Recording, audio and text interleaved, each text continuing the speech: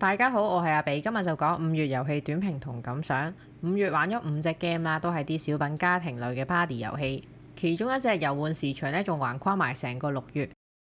第一隻要介紹嘅係 Flip 7，一隻吸牌運氣類嘅 party game。見佢係24年嘅 Golden Geek Party Game Winner，BGA 又有呢，就試試佢啦。玩法非常簡單，遊戲由唔同公文牌同號碼牌0到12號所組成。0同1得1張，2有2張，3有3張，如此類推。一般呢，每人每輪抽一張打出嚟，到自己嗰陣呢，可以決定唔抽，唔抽就按翻當前卡牌數字計分。如果抽到7張唔同呢，就額外加15分。而只要抽到一樣號碼牌就代表爆咗要 out game，呢輪0分。當中抽到啲功能牌可能有多條命，抽3張強制 out game 等。功能牌可以用落對手或者自己度，全部人計晒分呢，或者 out 晒 game 就開始新嘅一輪。邊個玩家最快有200分就贏 game。我只係喺 BGA 上面玩過啦，遊戲冇咩技術含量嘅，容易上手，作為新手破冰 game 呢應該都唔錯。感覺上呢一定要實體先好玩啦，因為可以望住人開牌大叫爆呢，應該都幾有氣氛嘅。而隔住個 mon 玩嘅我呢，就冇咩 feel 啦，好似之前所講嘅 challenges 咁啦，要實體先玩到嗰種緊湊感。BGA 上面呢係玩唔出嗰種歡樂出嚟。我體驗嗰場呢就係望到對手成日開到張 extra life 用，而自己呢就開第2張已經爆死咗，只可以感嘆呢隻 game 唔中意我。咁單單以 BGA 上體驗啦，覺得佢玩法竟然喺 party game 裏脫穎而出，贏咗獎呢都幾意外嘅。呢隻體驗過就算啦，反而輸咗俾佢嘅特 game 咧，對比上我覺得佢更值得攞獎嘅。第二隻要介紹嘅遊戲呢係 Daedalus，唔知係咪咁讀啦，咁中文應該就係戴特羅斯，一隻合作嘅 tile placing 小品。遊戲以希臘神話做背景，講戴特羅斯呢要將牛頭怪鎖喺一個冇出口嘅迷宮入邊。呢隻我都係喺 BGA 上面玩 solo 嘅，遊戲有10個關卡，睇落 set up 都好簡單，咁只係放張有牛頭怪嘅牌喺面，牌堆隔離翻面2張地圖卡，地圖卡有啲會有圖案、人、火把同石柱喺入面，而且由唔同顏色所組成，牆邊嘅位置呢亦各有唔同。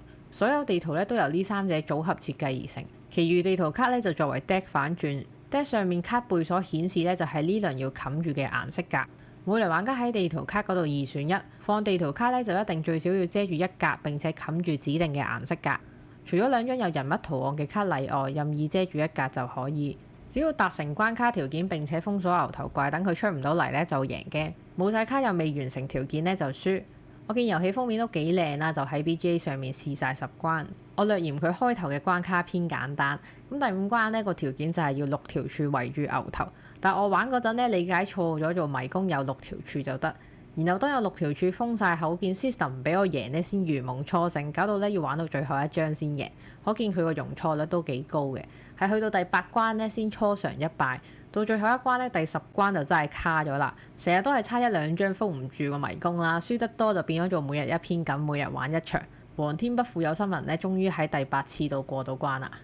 咁覺得隻 game 呢一個人體驗都唔錯嘅，得閒當自己砌下 puzzle 咁啦。每關完咗砌咗間房出嚟，方方正正又獨一無二咁，望落都幾靚。大家有機會都可以體驗下。咁話說咧，我前排去咗日本，見到有 Maze Game，當年佢啱啱出咧，其實我好有興趣買嘅。嗰陣感覺咧，佢好似實體版嘅紀念碑谷咁樣啦，一隻好有趣嘅電話 game 嚟嘅。咁呢隻 game 咧，大約就係有本可以揭嘅迷宮俾你揾出路。覺得個設計 idea 幾好幾靚嘅，咁可以好似玩 Sudoku 咁啦，做每日一篇。但係當我準備買嗰下咧，就諗起呢隻 game 就收咗手啦，因為我覺得兩者都好類似啦，都係俾自己玩下 puzzle game 咁。但係如果內容太簡單，玩得嗰一陣間咧就嘥錢嘥位。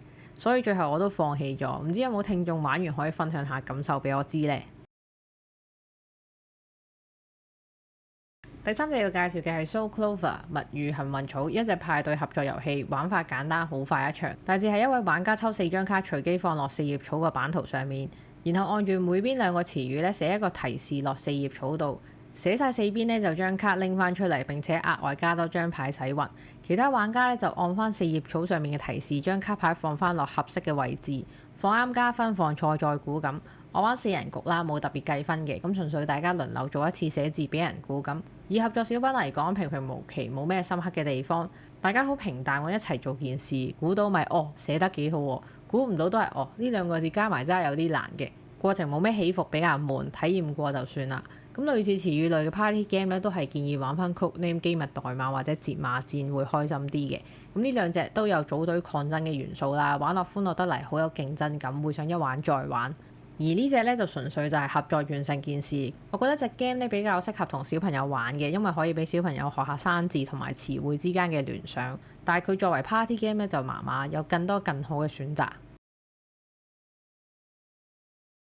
最後嚟到本集嘅重點 Clank 系列啦，先介紹 Clank Catacombs 地下墓穴。咁佢最近就出咗中文版嘅，本身只係玩過 Clank Legacy， 原版嘅 Clank 咧反而冇玩過。呢隻咧係我第一隻玩嘅普通版嘅 Clank， 玩法同佢成個系列都一樣㗎啦，但係都好簡略講一講個遊戲重點啦。佢有 dead build 嘅元素，每輪開自己5張手牌，計當中嘅劍、牌、錢同埋卡牌上嘅技能，按需要分佈做行動，例如買牌、移動、打怪等等。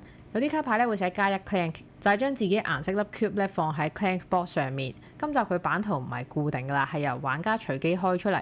玩家目標咧同以往都係一樣，由屋企出發揾寶藏，再帶寶藏返屋企。而拎寶藏咧又會激發龍之路，呢部分咧可謂係遊戲嘅精華部分。當買牌條 Adventure Roll 咧出現龍嘅圖案，就會觸發抽袋。頭先所講啲加1 Clank 咧就喺呢個時候放啲 cube 入袋。抽到邊隻色咧就代表受到攻擊扣血，白色 cube 咧就全體受傷害。如果條巴滿晒咧就代表玩家死亡。呢個時候咧就睇玩家死嘅位置啦。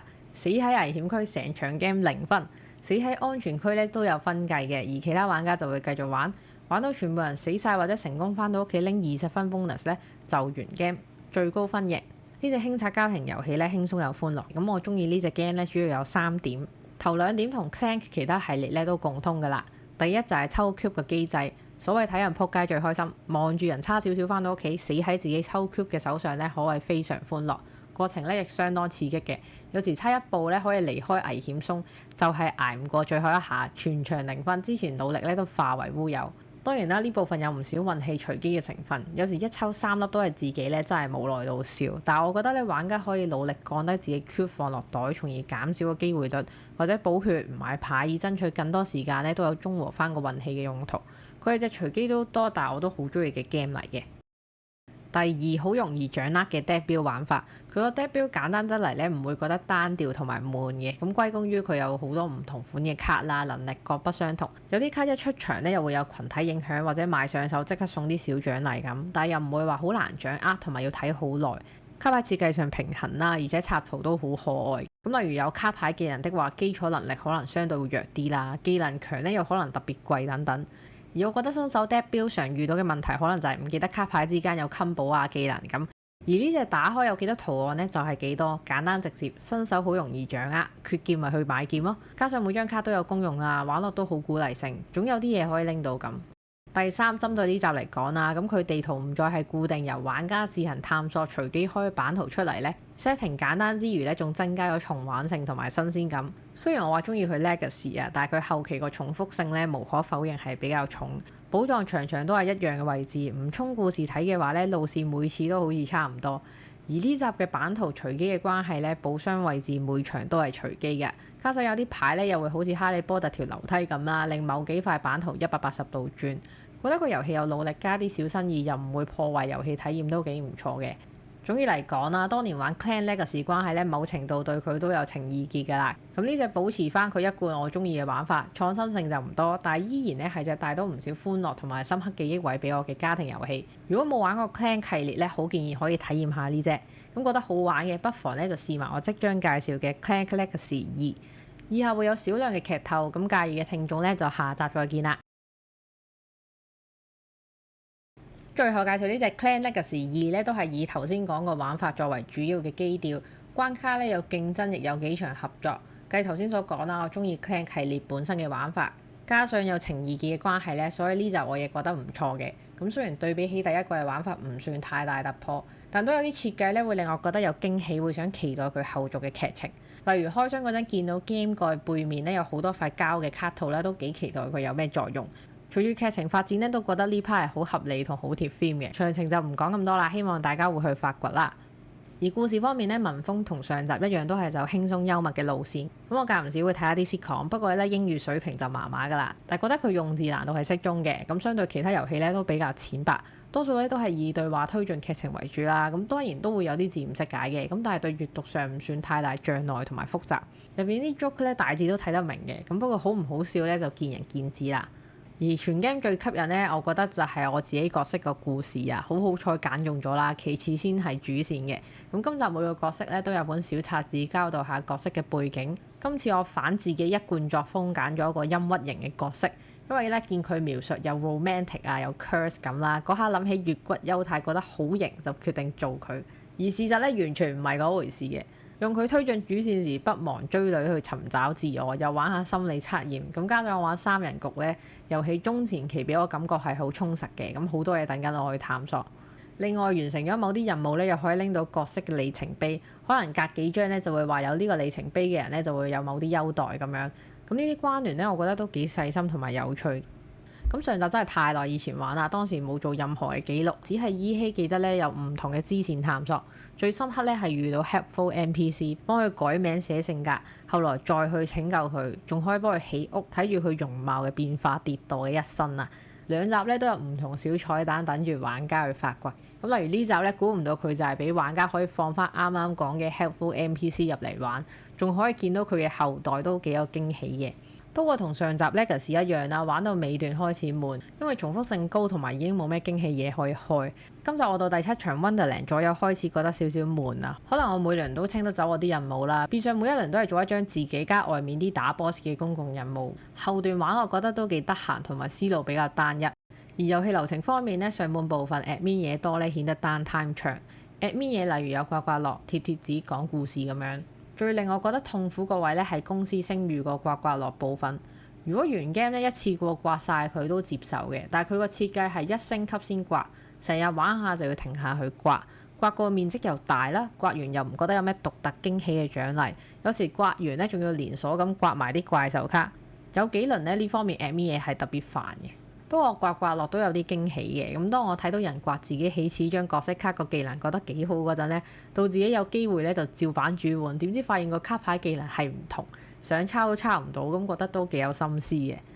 咁頭先都講啦，當 Adventure Roll 卡牌上出現6就要抽袋攻擊，但大家扣咗啲血又想推進劇情，或者想等翻安全區先開始買牌拆龍嗰陣呢，有時條 roll 咧就僵住咗冇人買。咁遊戲為解決呢個問題咧，就加咗堆 boss 加快咗個 adventure roll 嘅流轉，令抽袋攻擊係 keep 住出嘅。加上唔喺限時殺 boss，仲有啲負面影響，殺 boss 又會有獎勵啦。咁我覺得佢呢部分設計咧係保持住遊戲嘅緊湊度，同埋推進玩家盡快做任務執嘢咧係唔錯嘅。咁玩我隻 game 感覺上就4人局比較理想，因為今次角色之間係有關聯嘅。咁如果少咗一個咧，就會好似我個團咁，有啲合作牌會冇咗。雖然唔係好大嘅影響啦，但係都會希望全部開晒嚟睇噶嘛。而且好彩地咧，我哋3個人都係想喺能力範圍之內咧睇多啲故事啦。因為如果有個玩家唔太理啲劇情，一拎完寶藏就瘋狂買牌等翻屋企煮死大家咧，其實3個人衝故事係會好吃力，亦都冇咩遊戲體驗嘅。所以4個人玩遊戲體驗咧應該會好啲嘅。咁所以就大約分享到呢度啦，唔想劇透太多，只係講下啲小彩蛋。咁整體感覺都良好，故事都完整嘅。如果大家想玩下啲輕鬆跑團 game 咧，不妨可以玩呢隻。當然唔好預期佢劇情或者玩法會好似 Pandemic Legacy 咁反轉再反轉，有好多驚喜。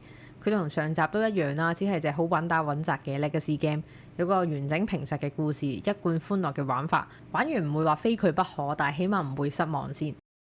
最後分享埋過往跌事，同中意呢個遊戲係息息相關嘅。以前高中個班主任氛圍好好嘅，咁都係由右到左前到後咁抽籤。